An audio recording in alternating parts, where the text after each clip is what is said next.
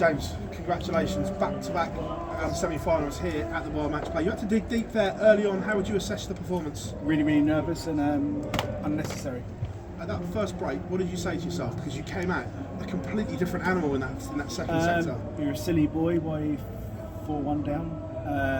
I think it was a miracle that was 4-1 down. 4-1, yeah. I think it was a miracle that I was at the one, to be fair. But yeah, just happy to come back, you know.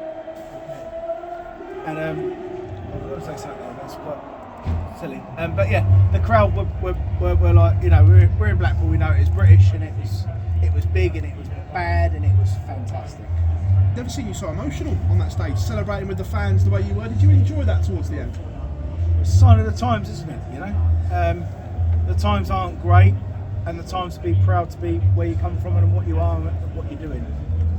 James, thank you very much. Thank you. James, many congratulations on another semi-final here in Blackpool. Do you think in the end your experience was crucial there? Not really, no. I think it was more luck than judgment.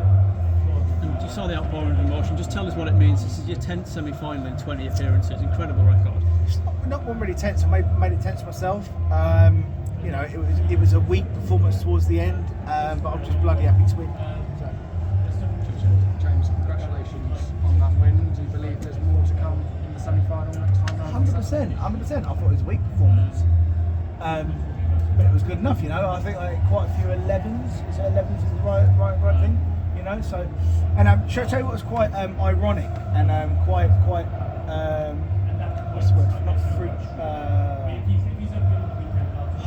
Unfortunately, my IQ's not high enough. My IQ's high enough, but my vocabulary's not. Sorry? What's this? Close. Yeah. So what I quite liked was the Sky build up to the whole event. You know, and I've had 104.4 and 100 blah blah blah blah, and I wasn't quite fruition. Fortunate? No, fruition. Come to fruition? Come to fruition. Yes, that's it. Anyway, I can't repeat that. But yeah, it was quite funny.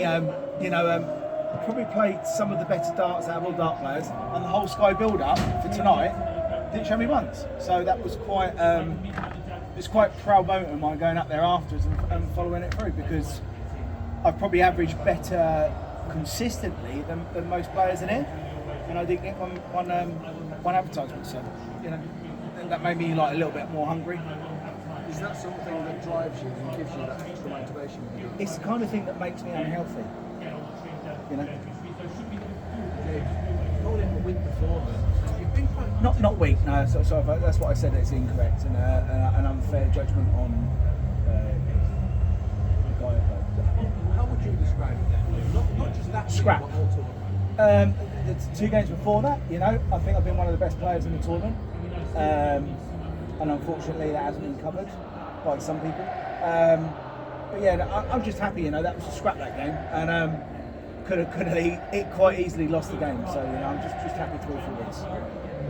You're in the final four for the 10th time in 20 years in this tournament. What do you put that longevity down to? You've seen people come, win titles and go, yet you're still here, winning titles and going deep for tournaments. Probably just one of the best dart players that's ever walked the plane in the last 20 years. Do you think people maybe don't give you enough credit for that? Doesn't really matter what I say, does it? You know, it is what it is. You know, if you could do facts of the last 12 months, quarterfinals, semi-finals, finals. If it had been probably other players, you probably would have talked a lot more. Can you answer any of that? I don't know. Yeah, I've done all right, haven't I? Right, the last 12 months. I think you've done more than all right. Yeah, thank you. Cheers, God bless you. Thank you. James, you know you said the Sky build up got a bit more fire in your belly. What about the bookies? Because you're on the outside despite everything you've achieved. Yeah, it is what it is, isn't it? It is what it is. Doesn't really matter, you know. I mean, bookmakers there just to pay wages, you know, and contribute towards dart players prize fund. So other than that, they're not too. Doesn't really matter, does it? You know. Bookmakers are there to do what they do by supply sponsorship and that's all they do, isn't it? I think. And all dart players are very, very, very grateful, because without them, you know, without gambling, you know, darts is doesn't attract the money and the prize money that dart players want. But you know, it is what it is. Will it be a lot shorter price now to win it? Don't really care. Honestly, I don't really care. You know, because I've been waiting 20 years to get my little. Where did it come out? I mean, I think like Prince Azim sort of thing. You know, he's been waiting many years to get his like gift and his prize, and I don't see myself that dissimilar. Obviously, I can't punch like him. If I could, there'd be a lot of people in a lot of trouble there. But yeah, it is what it is, isn't it? You know, some of you will give me some of the thanks I've earned. Some of you won't, and it is what it is. But all I can say is, for 20 years, who else has done what I've done? And that's it. You know, and I'm really thankful and grateful. And I've played. You know, everyone forgets. You know, I've played John Lowe, Cliff Lazarenko, all the boys. You know, from start to where we are now.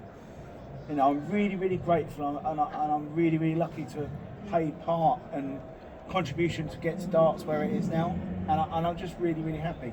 I'm not very happy when I lose, don't get me wrong, but yeah, I mean, I've played the names that put this game where it is, and you can wash it as many ways as you want. You know, Luke Littler's been amazing and taken over and done what he's done, but without the players before him, it's nothing, you know. And I'm just really lucky to be part of the game. You know, played with the greatest dart player in the world, Phil Taylor. Beat him once or twice. He beat me a lot more than I beat him, and you know, I'm just happy to be here and I'll be part of it, and don't for 1 minute think that I'm here just to turn up to bring the numbers. James, what's your favourite era been? All these opponents you've played all the years, what's the best one? I would say before all the nonsense that's accompanied darts within social media and the press and stuff, I think my favourite moments were like 04 to 08 when darts was darts, and it's not that anymore, but without all the press and the media and the fluffiness towards certain players, we wouldn't have had what we've got now. You know, £1 million World Championships, is this 200, 225, 250, whatever this is here, you know, we wouldn't have had that without all of that, you know. And I once upon a time, there's a young man called Tommy Cox. Could not stand him. I could have strangled him in a heartbeat. But without him, you know, darts would have been very different. And if he was still here now, we wouldn't be doing like some of the stuff we do. You know, like European tours, like the 4 games in the last day. He was very protective of the dart players, and at the time I was a young whippersnapper, and I didn't realise it, I didn't appreciate it, and I didn't respect him. But you know, there's loads of people. Tommy Cox, you know, Dick. He was like an influential person. Yeah, there's been so many I've been fortunate to meet and bumble along with. James, when you say darts isn't darts anymore, No. can you expand on that a bit for maybe someone who didn't watch the sport in you? Just my opinion. Darts isn't about who's playing darts anymore. Darts is about who the press has got hold of and want to publicise. That's it. That's all. It doesn't always go down to facts and figures of who's playing great and who's doing this and who's doing that. It goes on who the press and the media have got hold of and want to publicise. You know, but without that side of the coin, you know, darts wouldn't be where it is now without Lou Littler. So you know, but yeah, I think there's a lot of players that perhaps get overseen. And that's not in a bitter or jealous way. It really isn't. It's just how it is. It's factual. James, With the ranking works and how the World Championship dominates that, do you think you not winning the world title might attribute to the fact you have maybe been overlooked during your career? Possibly, but if you want to put it all down to one moment, then that's quite a small narrative. But you know, there's quite a few people in darts that are involved with darts that have got a small narrative because of their mind concept. And is that a polite way of saying what I'm trying to say? I don't know, you're looking at me quite plain faced now, so I'm quite nervous. Yeah, it's a small narrative, isn't it? And a lot of time with darts, it's a small narrative. It is what it is. But no, I'm just happy to be bloody involved, you know. I did the first World Series in South Africa, I think it was 15, 20 years ago. You know, so I'll keep doing what I'm doing. I might get invited to another World Series. To be fair, I was invited to one recently, but I had an expensive holiday in Disneyland, and I wish I could have cancelled because it cost me so much money. But yeah, but yeah, I mean, and also I've got the negative side of the point. You know, where I've got young children, and young children are the most important thing in the world. You know, and that's what people at home don't see. You know, we sacrifice everything for our children, our family, the whole lot. You know, and as much as we earn bundles of cash, and Barry, Eddie, Matt Porter, all of those people have helped us to do that. We paid the most ultimate price with time because we were only here for so long. I think we all agree with that, right? What you're doing, I mean, Paul's trying to flick a fly around over there. But no, it's you know, it is what it is. We're here for a short time, not a long time. James, And yeah. James, you touched on your family there. We seen on social media you had a nice day out with them yesterday. How important was that to relax in between the games? Drove me bloody mad. Drove me absolutely mad. Arthur wanted this. Alfie wanted that. The only time they was quiet was when they was eating fish and chips that was overpriced in the park. I'm still that typical dad, you know. You know, we sit down on a bench in a pleasure park. We've got seagulls trying to attack us. We paid 50 quid. 50 quid, let me tell you. Fish and chips, bad fish and chips and all, not good fish and chips. We've got seagulls attacking us, and my children are then moaning that they haven't got this, they haven't got that, and I'm thinking, Jesus Christ, when I was a kid we used to go to Hay Linen with a Bunsen burner and hot dogs, and that was the best day of my life. So, yeah. Same again tomorrow? What? On your day off tomorrow, same again? 100% not a chance. Not a chance, not a chance. How old are you? 27. Yeah, exactly. Oh my God, when you have children, it ruins your life. When you have children, it ruins 30% of your life, but it makes a lot of other things great, you know. And I just want to have probably a last five maybe. And it's not about other dart players minimising my career. I want to have 5 to 10 years at this because I'll do whatever I need to do because I can do what I need to do. And I've done it for 20 odd years. And then after that, unfortunately, I'll probably waste a lot of my children's growing up. But yeah, I just want to go into my children. But I want to give them what I haven't had, and I want to give them the start where they won't have to go away and do their thing. And if they do, I'll go mad at them. But yeah. Well played. And all dart players do, to be fair. Not all of them, but I think some of them do. You know, we just want to provide to our children what we haven't had. You know, and I heard Nathan Aspinall talking about it. You know, darts, it gives you such a great lifestyle. Apart from being away from your family, how do I earn what I earn from darts to give to my children working on cars? I can't, can I? So I'm forever indebted for that bit. But, you know, it's hard to be away from home. James, congratulations. Just one question about your opponent, Gian van Veen. Do you think he's one of the best talents in darts right now? One of the biggest? No? No. I think some of the best talents in darts at the moment are being a little bit underlaid. You know, I think Josh Rock is amazing. You think you can level with him? With Josh Rock, Gian? I don't know, you're going back to the same thing, aren't you? I'll give you the answer. What do you want me to do? Say yes? Jen's an amazing dart player, but there's so many great dart players out there. Yeah, after this interview I'm going to go, oh, that's the person I meant to say, that's the person I meant to say. I still rate people like Gary Anderson, you know. I don't think, perhaps Peter's probably the same player as he was, but I mean, Gary Anderson. There's loads of dart players that are great.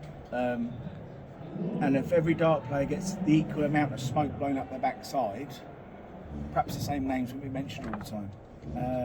Nathan Aspinall's playing great. I'll tell you the person at the moment, Okay. Gezzy, and I bloody hate him. I don't actually, I get him really well with him. I think Gerwyn Price at the moment is someone that's flying high. Hopefully on a wing and a prayer I'll get to him. So I want to play him here. Because he's like probably my best friend in darts. Yeah. So You could play him in the final. Gerwyn Price. If I can win the next one. Thank you, James. All right, thank you. James, congratulations. Cheers, Another buddy. great performance. Congratulations! No one's congratulating me. Thank you, Paul. What do you want? For a sausage I sandwich? Some good questions, and then I just want to know, first of all, how on earth you managed to get scammed 50 quid for a bag of chips? No, it wasn't just 50, was it? It was 57 quid. I got rotten chips, rotten fish that was over fried. The children argued and they didn't eat half of it. And then after that, we went home. We had a row because the car park was 16 quid. Sorry to hear that. But there you go. That's what families do, isn't it? You know, no one tells you about what family's going to happen. Have you got a family yet? You haven't, have you? No. Oh my God, it's awful when it happens. I will say, I've heard you speak today, and sometimes I feel you are a bit hard on yourself, actually. I know you say about that. You've got to be, haven't you? Because no one's nice. No, I mean, because, like you just said, you are one of the greatest players of all time, which you are, and then you say... I think so. You were I lucky. believe, I genuinely believe I am one of... You said you were the lucky best. and things like that. You don't get to sit in that seat in semi-final Matchplay if you're lucky 20 years old for winning it. Well, they feel sorry for me, don't they? So they have to keep sitting here. Is that what it is? No, yeah. I believe I'm, and you'll never hear me say this, I'll never say it again, I believe I'm one of the greatest dart players ever to walk the planet. Nobody will do what you're doing right now. If you won this now, nobody will sit 20 years later in that chair and win it again. That's because everyone's got more sense to walk away from the game. On that note, All right, thanks everyone. I believe I'm one of the best, so...